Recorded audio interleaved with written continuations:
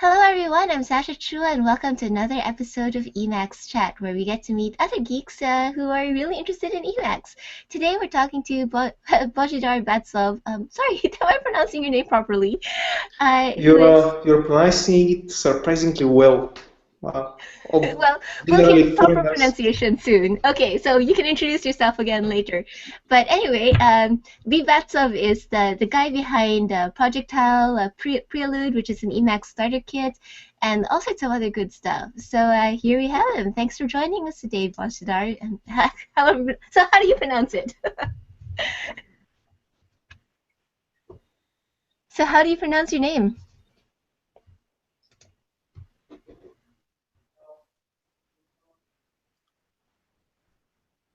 Sorry, hi. We are actually live. Can you still hear me? Yeah. Okay, good. Phew, I For thought I a lost that for connection a there. brief moment, I think your voice doubled, but this Ah. disappeared. Oh, I see. You might have had it playing. I'm not sure if you had the event page playing in the background, but anyway, now that we're here, so actually, before we dig into, uh, all this other cool stuff about Emacs, can you tell us a little bit about what you're interested in outside of Emacs? I saw your page mention that you do a lot of Rails and Node.js, but what else are you interested in? Well, outside of programming, my primary interests are sports. I'm a huge football fan, but the European variety of football, not the North American one. Soccer? Mm-hmm. Yeah. I like out drinking beers, traveling, stuff like that. I read a lot of novels. I Oh. listen to a lot of rock music, stuff like that. Mm-hmm. Nothing extraordinary, I think. Well, and you teach at And the university, right? I used to teach at the university, but now I'm I'm on vacation. Permanent vacation. I enjoyed teaching quite a lot, but unfortunately, it was taking up quite some of my free time, and I decided that I'd be better off working on open source projects, and spending time with my family and friends instead of Mm. with the students. Perhaps at some point I'll be back, but not in the foreseeable future. Yeah, well, you're still teaching a lot of people. Thanks for writing, for example, the Emacs Redux blog. I went through all the blog posts today and I borrowed quite a lot from my configuration. How did you get into Emacs in the first place? Well, this started with my first programming gig about a decade ago. I had to do some C programming for my job, and I compared the tooling for VI and Emacs. Uh, Sorry about this, I'm at the office and some colleagues are passing by. Um, so Sorry about this No, once no, it's again. okay. So Thank you for taking the I time. compared the tooling for VI and Tmax, and I found that ECB, SEDET in general, I'm not sure how it's pronounced in English, offered a superior experience, and CC mode was excellent compared to the fairly poor support for C programming in V, at least to my preferences. Mm. I started started programming in Emacs about a decade ago. At first, I didn't really understand the environment. I knew next to none Emacs Lisp. I only copy pasted snippets of codes from the Emacs wiki, from some blog posts, and it was very hard for me. Um, I didn't really upgrade my Emacs module until I started learning Emacs Lisp maybe 3 or 4 years later, Oh. and I didn't know that much Emacs Lisp then. Afterwards, I became a Java developer, and the Java support in Emacs wasn't that good, so I didn't use it for a few years. degraded. But 3 years ago, I became a Ruby developer, and I started working in Emacs all the time again. This time around, I learned Emacs Lisp properly and started working on some open source projects. First, I contributed to some, then I created some, and here I am, an Emacs hacker. So even if you stepped away from Emacs for what 3 or 4 years because of you were working on Java and probably using Eclipse or some other IDE, I'm glad that you came back, because a lot of the things that you've been working on with Emacs Lisp have made Emacs a lot better, not just for you but for a lot of people. What is it like learning about Emacs Lisp or the features of Emacs? You mentioned you learned it in the process of programming. Were you in a team that had other Emacs developers? Were you figuring it out on your own? Yeah, I was figuring out stuff only on my own, because all of my colleagues were using some integrated development environments. They thought that text editors like VI and Emacs were a remnant of the ancient past. But at my second job, I had 2 colleagues who were exceptional Emacs hackers, and they taught me quite a lot of stuff. They told me how to write simple Emacs interactive commands. They showed me which are the best resources to learn Emacs, and they told me that the key to understanding Emacs and Emacs Lisp is to have a solid grasp on Common Lisp. So I bought the book Practical Common Lisp by Peter Zeibel. I hope I pronounce his name correctly, because he's a great hacker. And once I knew Common Lisp, picking up Emacs Lisp was much easier for me, because the languages are pretty similar in many regards. And afterwards, stuff became really easy. Most of the things I have learned on my own, mainly per using the Emacs manual, the Emacs Lisp programming manual, and I learned from blog posts, the Emacs development.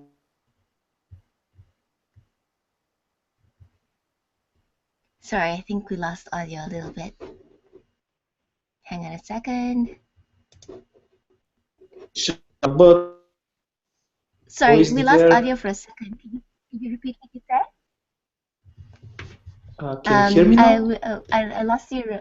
Yes, I can hear you now. So we lost you somewhere around Emacs and Emacs Lisp manual. So what else did you find helpful? Yeah. Well, I also found helpful the Emacs Devel mailing list, where all the core developers hang around. They are not the friendliest bunch, but are extremely knowledgeable, and I don't think that one can learn more than what one can learn from them. Extremely knowledgeable hackers. I think that some of them have been hacking for 30 or 40 years on Emacs. They're grandmasters in everything Emacs related. And this is mostly it. In recent years, GitHub has been the most valuable learning resource for me, because a lot of Emacs projects got moved to GitHub repositories. I like very much to read the code of other Emacs Lisp hackers. There are some really great examples and great people to learn from. People like Steve Purcell, Dmitry Gutov, Sebastian Weissner. They're the new generation of Emacs hackers. Phil Hegelberg, I think you did an interview with a chat with him recently as well. He was my hero when I was starting out the second time. It's really great that people are sharing their configs, their project code, all of these ways that we can learn from how other people are using and customizing Emacs. You've done a fair bit of this sharing yourself with Prelude, which is that starter kit that has a lot of configuration for all these different modules. So now that you have Prelude, which has a lot of these defaults, what's your configuration like now? Is it just like one line that loads Prelude, or do you have other things in there? A bit of configuration in my directory, but one can say that I'm using more or less a clean Prelude. I believe that if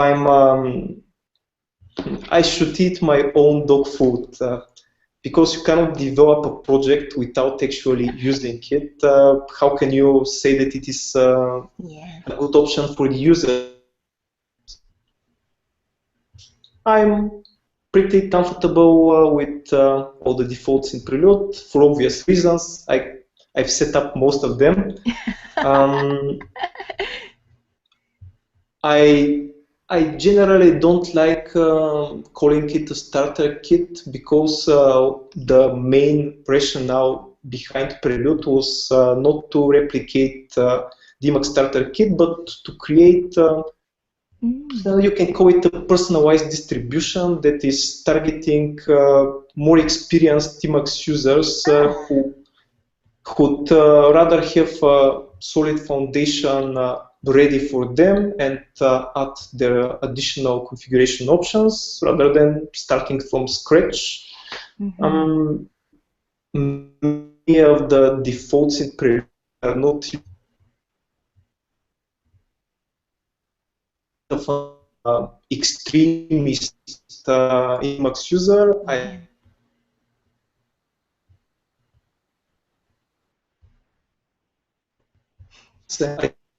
don't because Sorry,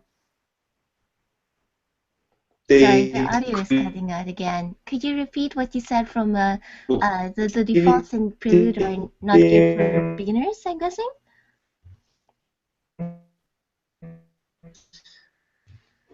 Let me turn off my, let me lower my video bandwidth so that reduces the, okay, all right, sorry. Okay, the audio got choppy around the time that you were telling us that Prelude is meant for more experienced users.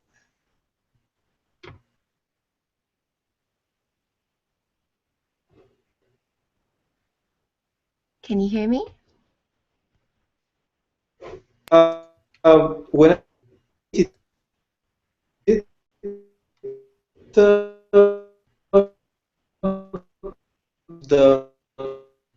I guess you can't hear me, though. Oh, I can hear you now. Here we are.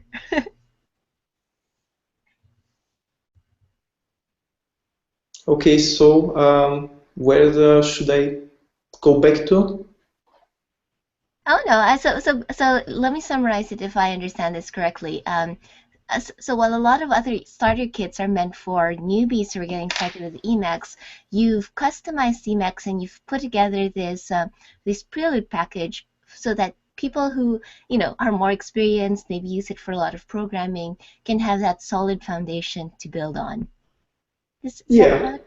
Yeah, more or less. This was my idea. I have no idea whether things got according to my plan or not. I know that a lot of unexperienced users are using Prelude and they find it helpful, which is great. But I had, at least originally, a different idea in mind. Would it be possible to ask you to share your screen and show us some of the interesting things that Prelude does differently or that you've configured Emacs to do? Sure. Wait a second. If you hover over your screen, over the Google Hangout screen, you'll see that green icon with the arrow on it, and you can use that to share your desktop or a specific application. Okay, I'm clicking on this, but nothing happens. If nothing happens, we can skip the screen sharing and we can just talk about stuff. No, wait a bit. Maybe I'm missing something. Should it be asking me something about what to share? Yes, if you click on the green icon with the arrow on it, it should show another window. So I'm not sure whether your browser might be blocking pop-ups or something like that. It should show another Another window. window. I'm using a full screen browser. Maybe this is the problem. Okay. Okay. Still nothing. Maybe Okay. it's not working well on OS X. I have no idea. All right. In that case, we'll skip that part. And in the meantime, maybe you can tell me about some of the other things that you've been working on with Emacs, or alternatively, I can also go through your I can, because I have Prelude open over here as well. We can browse through it also. But actually, before we dig into that, then stuff that we can talk about without showing code. So Wikimax, what happened there? The wiki said it's under new management. I don't know what's going on. Well, things didn't turn out exactly like I planned them to. Basically, I was very frustrated with Emacs Wiki because I think that over time the content there got extremely disorganized. There are a lot of irrelevant or obsolete entries in the articles. A lot of articles are filled with inline comments from users, which are totally irrelevant to the articles. And of course, I thought that I can do the things better. I thought that simply that everybody shared my point of view. That if I deployed a MediaWiki-based system somewhere, things would magically happen. It didn't go according to my plan. I received significant backlash from the Emacs community that I was trying to fragment it, which was kind of disappointing. I'm sorry, yeah. That was the reaction. I can see your frustration with, the fact that some of the Emacs wiki pages are pretty good, but some of them haven't been looked at in a while. And I guess with any community wiki, it's hard to go back and edit things. So one of the things I noticed with Wiki Emacs that I liked was that you were trying to organize things a little bit more logically by skill levels. So, for example, things for beginners, things for intermediate people, things for advanced people, and likewise with Emacs Redux, you're writing a lot of beginner, intermediate content, that really kind of eases people into this configuration of Emacs. So granted, granted that it's going to be difficult to either redo something in the scale of Emacs Wiki or reorganize all of that. What else do you think would be really helpful for people to kind of get into Emacs more? Well, maybe more blocks like Emacs Redux. I'm not sure because recycling the tutorial idea over and over again obviously doesn't work. I've noticed that most sites that concentrate on beginner resources basically write about the same stuff. And we are getting to a point which has been reached at least 100 times before, and we can't go beyond it, which is not optimal. Obviously, if you excuse my English, it's a bit rusty. When I think about it in my mind, it makes sense, but when I try to put it in English, it doesn't make that much sense. No, it makes sense. It's like we're going over the same ground again and again. This is how you install Emacs. This is the basics of how you start using it. You can navigate buffers and all of that stuff. So what would going beyond this look like? What kinds of resources would help people get beyond just the same old tutorials? Well, there used to be a book called Emacs Full, and the book is still there, but it is inactive, which had a lot of such resources. what I call intermediate to advanced usage resources. It showcased a lot of packages that are either bundled with Emacs but not enabled by default, or entirely third-party packages. It had a lot of posts about custom functions and commands that can enhance your daily workflow. And this was the principal inspiration for my Emacs Redux blog series. There is another similar blog called Mastering Emacs, which offers similar resources. I think that this is the way to go. These are the resources that break new ground, to say, compared to the usual tutorials about basic Emacs usage.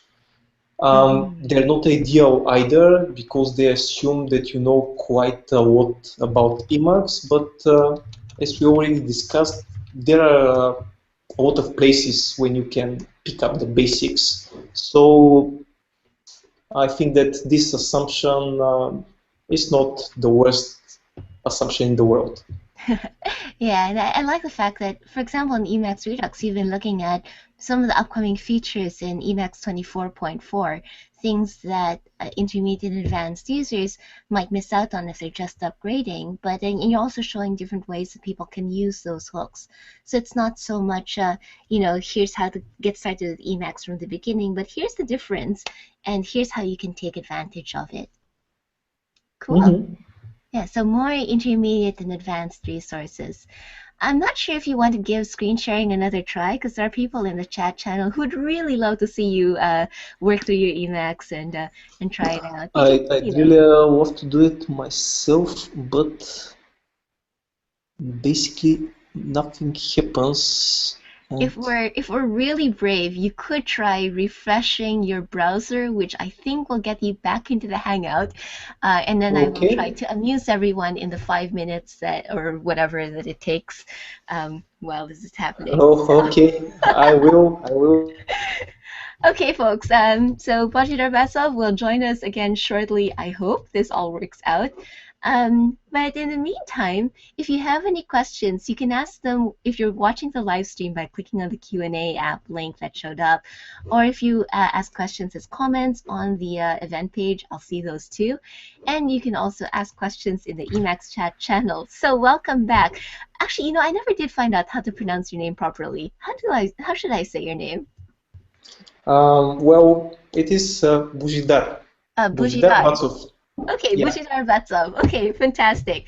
Let's try that screen sharing again. See if that works. Okay, the screen sharing is working now. Whoa! All right. Technology. Sometimes it works. Sometimes it works, yes. Would you mind increasing your text scale so that everyone can read things more easily? Yeah, sure. Just a second, because it is asking me for some permissions. Open security. You can see my screen, right? Yes, I can see your screen, and the people in the IRC channel are super happy. Okay. I will. And so, is this big enough? Yes. Okay. Now, so I guess when you're sharing your screen and walking us through how you use it, maybe you can think of it as a demo of some of Prelude's cool features, so that other people who are, maybe experienced programmers, maybe they already have a little bit of an Emacs configuration set up, but if they can see the kinds of things that they can enable by default in Prelude, then they will switch to it and give you lots of feedback and enjoy the benefits. Sure. Okay, here's some of the nice things that are enabled by default in Prelude. For example, the excellent H-jump mode combined with another excellent Emacs extension called key chords. So if I press JJ really fast, I can go to the beginning of every word in my source buffer, starting with the letter A, for instance, and I can jump here or jump here, or I can go to the beginning of a method definition. And I think that this is a really cool way to navigate a source buffer. because obviously it is extremely tedious to be going over the buffer line by line or character by character. I like jumping around very much. If you do a J followed by an L, you can go to the beginning of every line in the buffer. So I go here.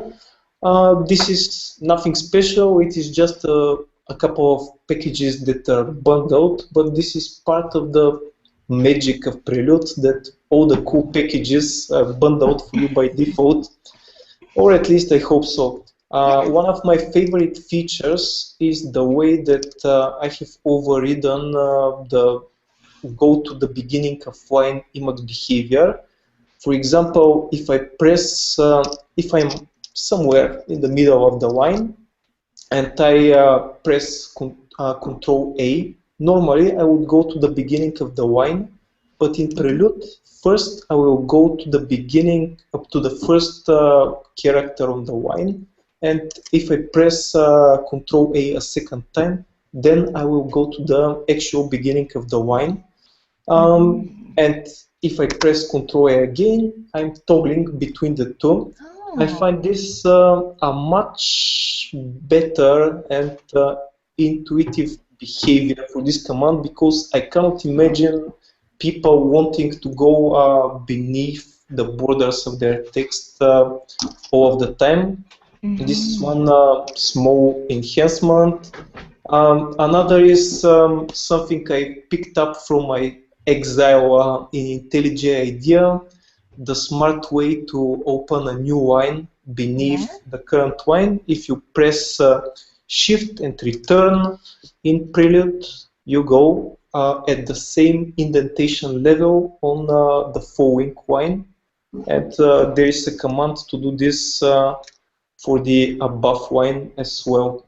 I call this smart open line and smart open line above. Yeah, it'll save me from going Control E and then Enter, right?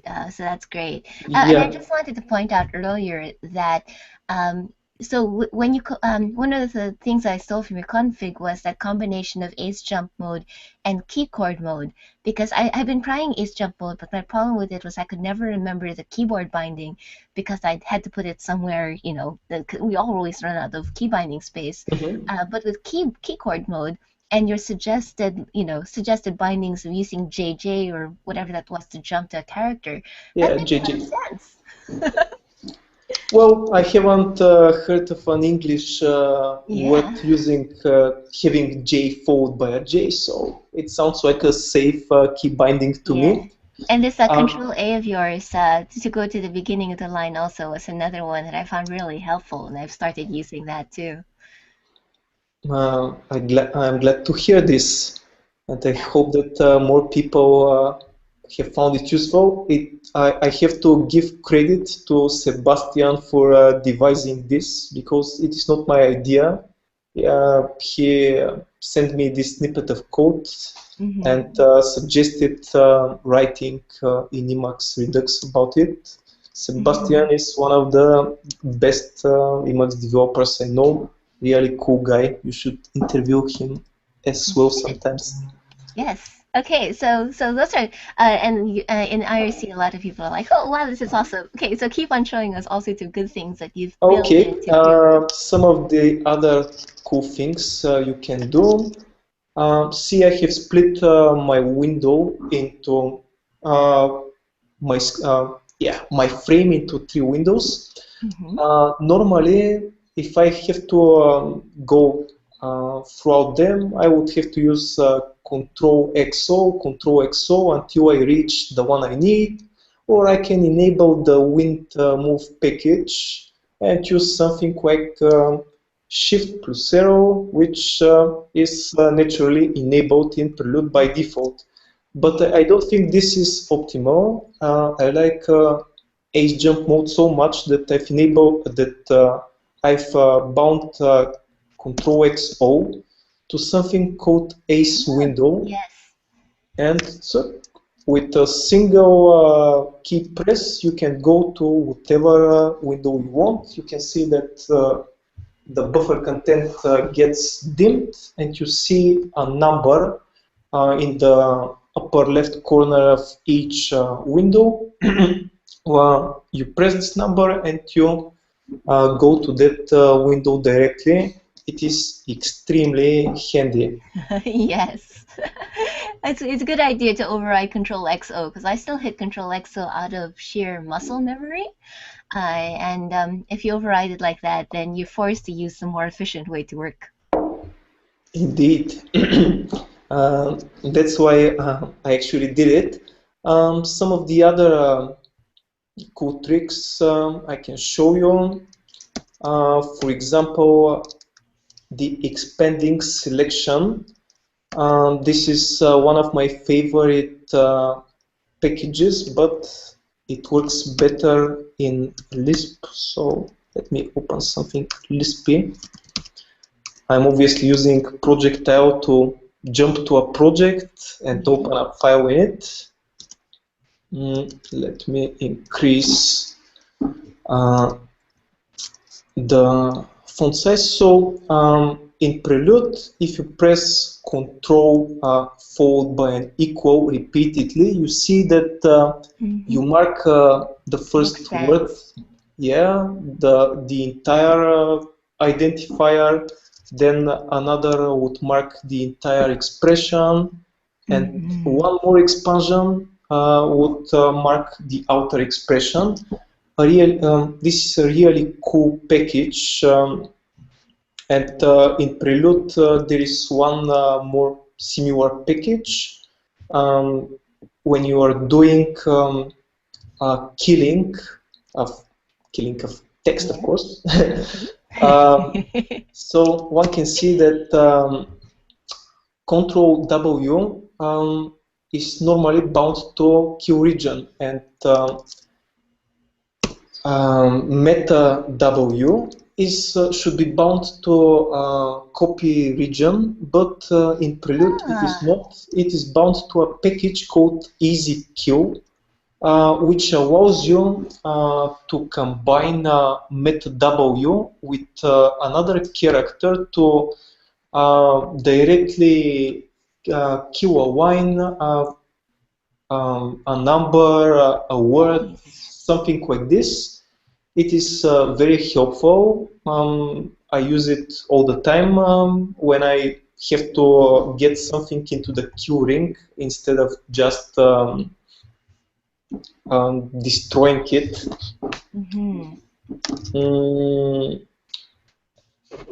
I think that it's a really cool package, and more people should be using it.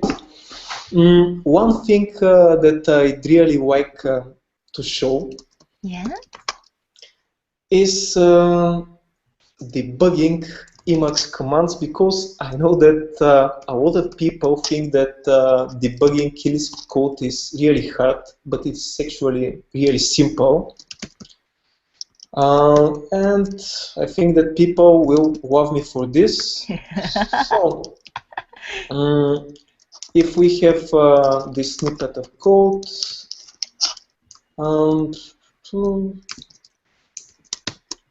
wait a second, let me open a true Lisp buffer.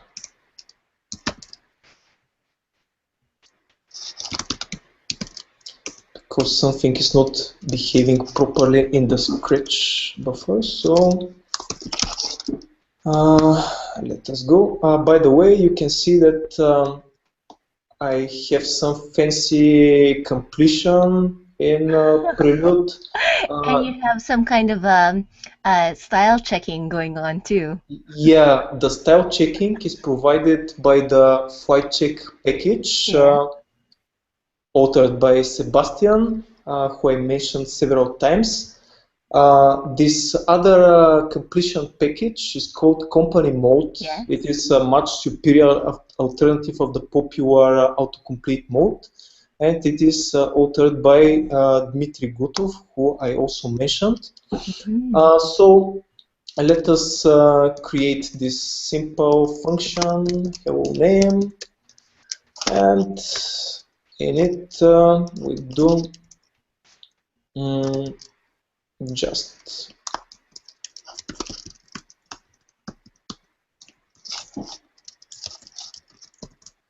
So we have this function. Yeah. We will now open interactive Emacs Lisp mode buffer, and we can try it out. It works. Yeah. But it might not have worked. For example, let me obfuscate this a bit. I'm obviously using smart parens, Yeah. the other branch of the Edit church. I'm getting the hang of using it too. I like smart parens a bit more because it works well in many non-Lisp packages, which Like is not. Ruby, right? Yeah. I love the And fact that you have animated GIFs on your site showing all these little features. so let me show you about the debugger. Now we see that we have a problem with the names. We can enable the Emacs Lisp debugging instrumentation for a function by doing Control U followed by Control Meta X. And now when we invoke this function again, sorry about this, we are dropped in the debugger. I don't think that it is obvious, but here you can see the edebug menu. The cursor. I can use the N key to jump to the next expression and evaluate it. At the bottom of the screen, you can see that name evaluates to test a small case, lowercase test. Yes. And if I evaluate the surrounding expression, it yields uppercase test. You can see that name is evaluated here. You can evaluate a random code. If you press E, you can see in the mini buffer, you can evaluate any variable or expression. What was it? For example,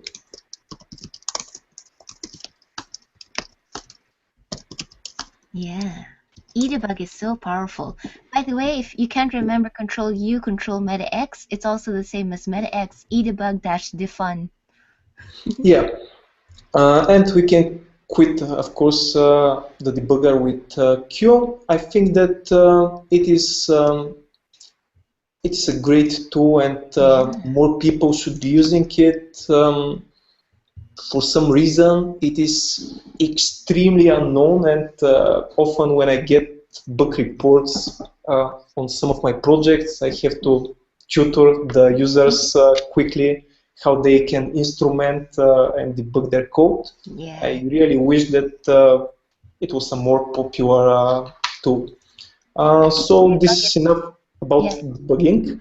Yeah, it's really one of those things that'll help people get to that intermediate advanced level, right?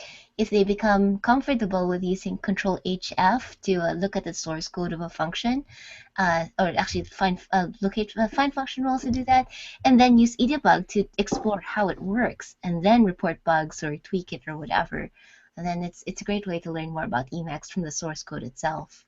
Yeah, by the way, now that you mentioned going quickly to the source code of a function, most people will do this, they will do Control H, F, the name of the function. For example, projectile cache something, and they will click the link here in the buffer that opened up. But you can do this more quickly in Prelude in particular. Control hash, Control F. Control F is an excellent binding for, so Control H, Control F is a great binding for for find function. Okay, I should definitely do Yeah, that. And I think you use Slime as well to make it easier to navigate symbols when you're in Emacs Lisp or yeah, Lisp. but I'm not using Swime. I'm using Oh, the Emacs Lisp Swime nav package yeah. by Steve Parcell. It Uh-huh. is it is very cool, but emulates a small portion of the functionality provided by Swime. It is mostly useful to jump to the definition of functions with control dot, op, something with meta dot, but this is something in Oh, that's C. in map hash, yeah, so maybe something else. Yeah. Let me find something that would be.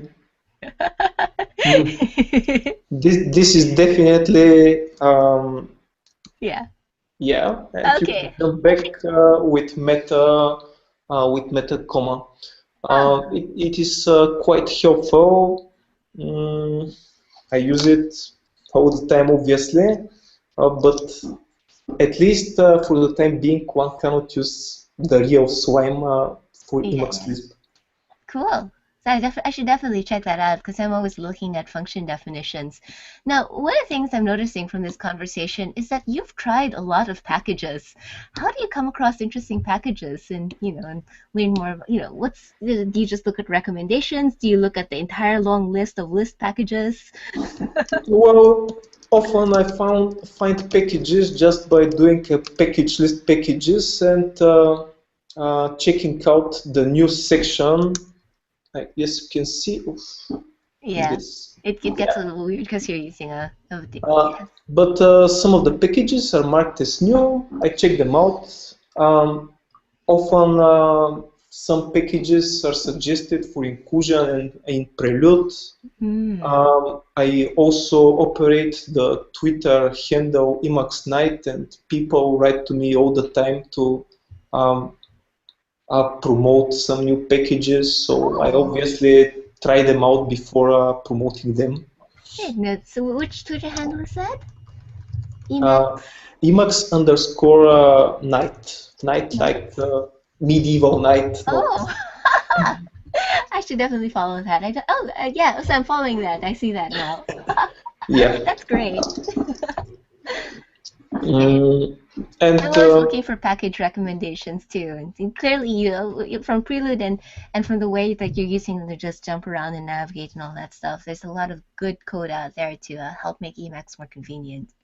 yeah, other packages I can recommend are obviously Projectile, Smart Parents. I don't think we'll have the time to go into it into details, but I think that it is a really solid alternative to Paredit, and it is developed more publicly on GitHub, which is always a good thing. Yeah, one of the things Um, I'm fascinated by is you have another package called Guru Mode, which is the one that forces you to use the proper yeah, Emacs key binding for things. yeah, here you can see it in action. But it is a tiny package that I wrote only in a few minutes.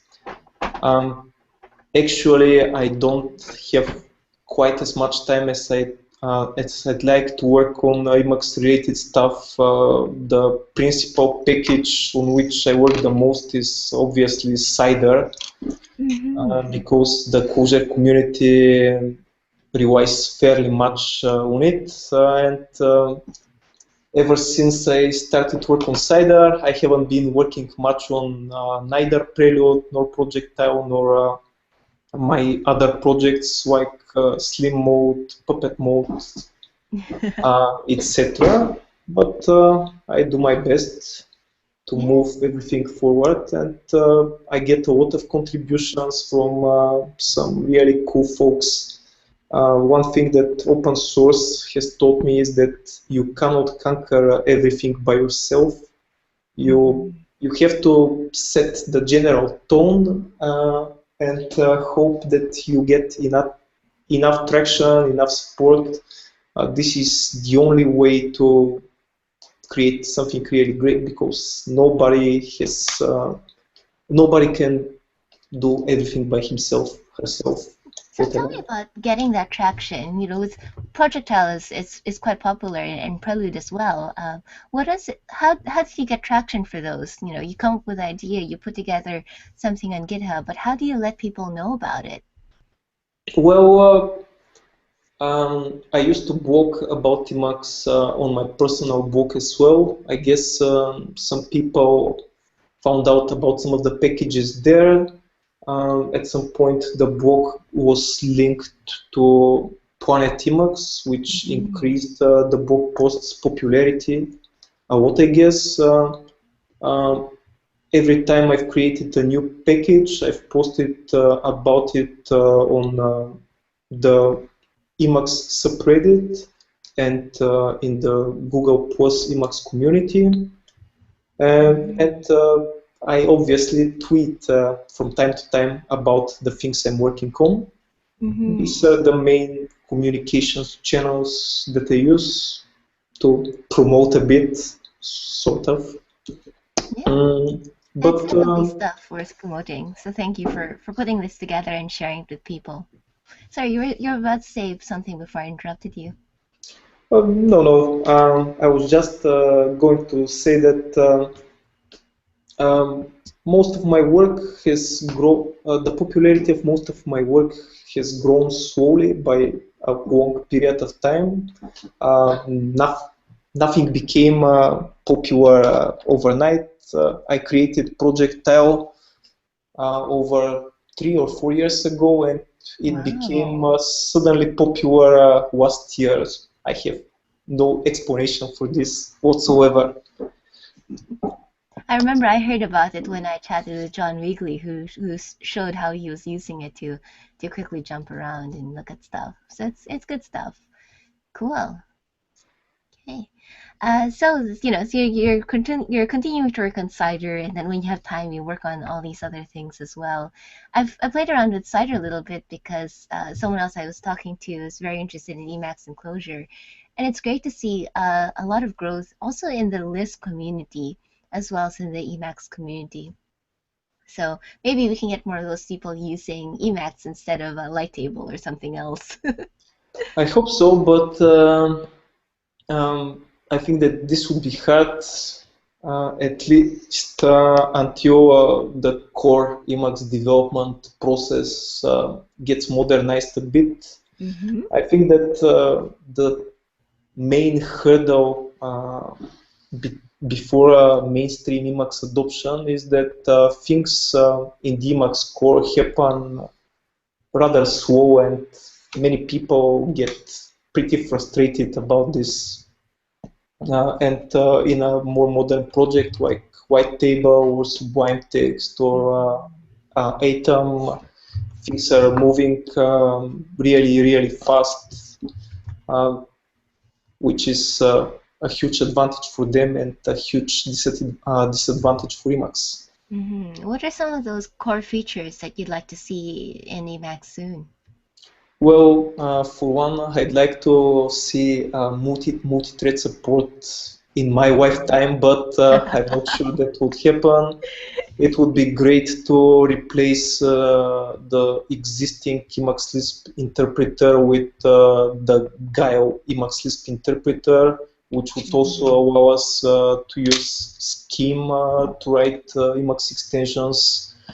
I think that a lot can be done in the UI department as well, because on every platform other than Linux with GTK, Emacs doesn't look pretty at all, which is a shame. I think that there is a lot of room for improvement in the standard Emacs library. I think that we have a lot of legacy code inherited from the Common Lisp era in sections like the collections API, for instance. And I'd much rather have something like the Clojure API, but I don't think that this is ever going to happen. But Those are, how do you say it in English? Not small issues, but I forgot the word. Sorry about this. That's okay. It's like your wish list. Might not happen, but it would be nice if it did. And in the meantime, I guess with the resources that you're putting together with Prelude and Projectile and Cider and also Emacs Redux, kind of getting people from that beginner stage to, and helping people be intermediate and advanced Emacs users. Maybe as the community grows, we'll see more people working on these improvements. So that's fantastic.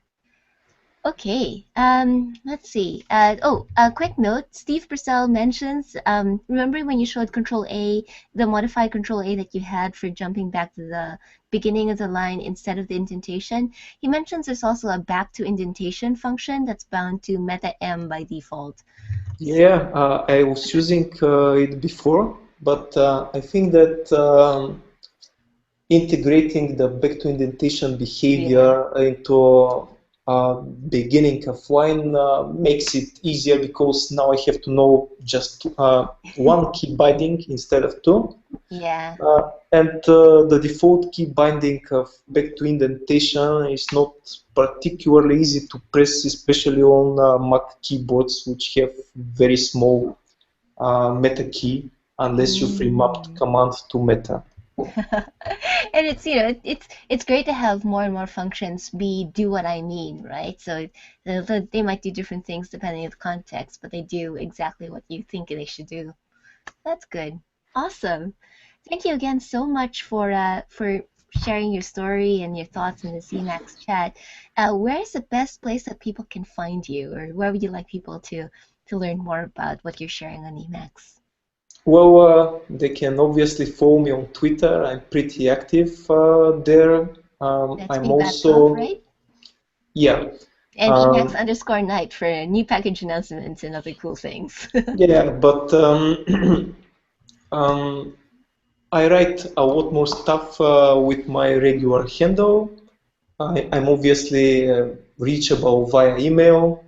Um, I try to respond to all questions I get there and on GitHub, of course. You're Recently, very I've active created, on GitHub with all those issues and resolutions. Thank you for working on all of that. yeah, I somewhere read that I was 50th or 60th in the world in terms of GitHub activity, but I work on Ruby projects as well, so I guess this helps a bit. Yes, and you're based on your GitHub contribution graph, you're in there practically every day. So wow, thank you for your contributions to the open source community. All right, so I'll include links to your GitHub profile and to Prelude and Projectile and all those other good things. But thank you again for joining us for an Emacs Chat episode. And folks, if you're listening in and you have ideas for other people we should talk to so we can find out, how other people use Emacs and what they do with it, please feel free to leave them in the comments or reach out. You know where to find me. And this chat plus the transcript eventually will be available on emacslife.com. So thanks again. I'm going to end the broadcast over here since it's 1 o'clock and 8 o'clock in Sofia. But thanks again, and I hope everyone has a great time.